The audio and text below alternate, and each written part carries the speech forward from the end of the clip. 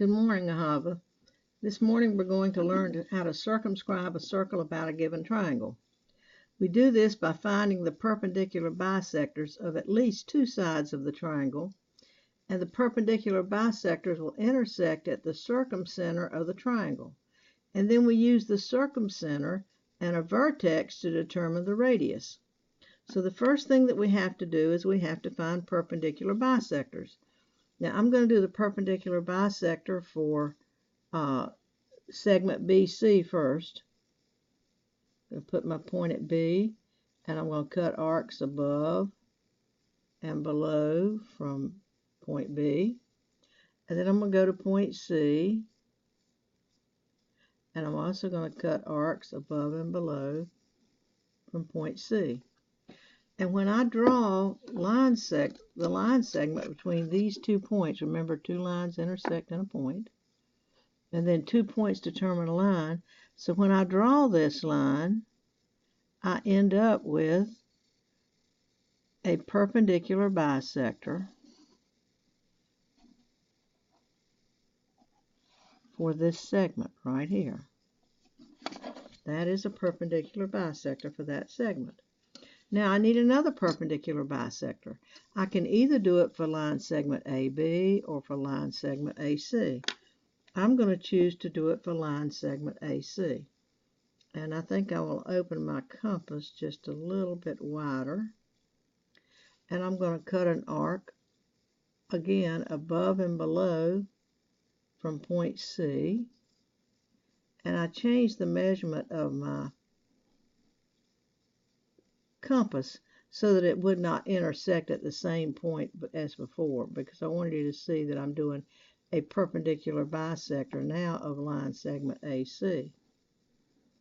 And so when I do this perpendicular bisector, I also get 2 points because 2 lines intersect in a point, or in this case 2 arcs. And when I connect these 2 points, the line that I get becomes a perpendicular bisector for line segment AC. And I can put the little perpendicular mark here. I did not mark the segments before, but these 2 segments are congruent,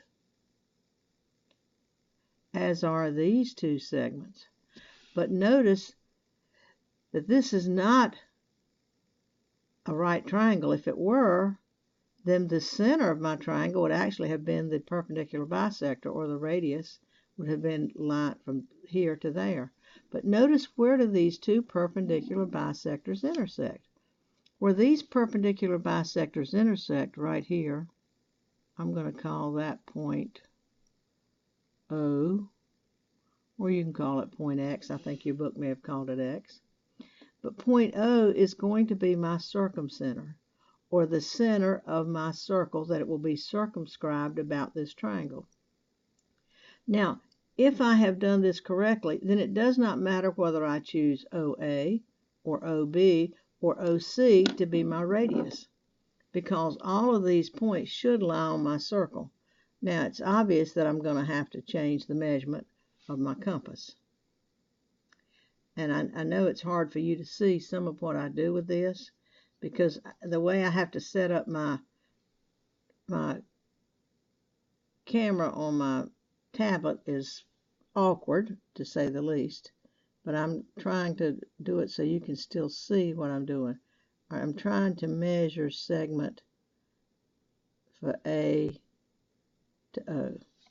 Now, if I take this and I go, and I'm careful, and I don't think I'm being very careful, but if I'm careful, then all 3 points should lie on my circle.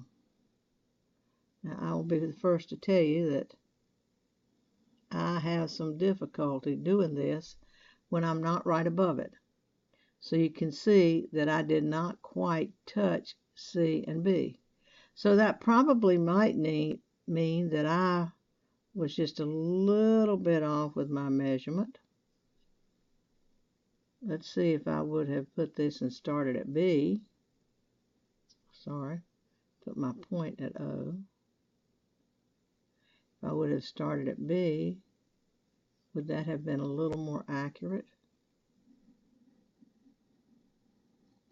Again, it appears that it's close, but no cigar. That's just an expression. But this is the process that we go through when we try to circumscribe a circle. And as you can see, I did not do very well with it because I'm having to reach way over across my desk so that I can get it on my video.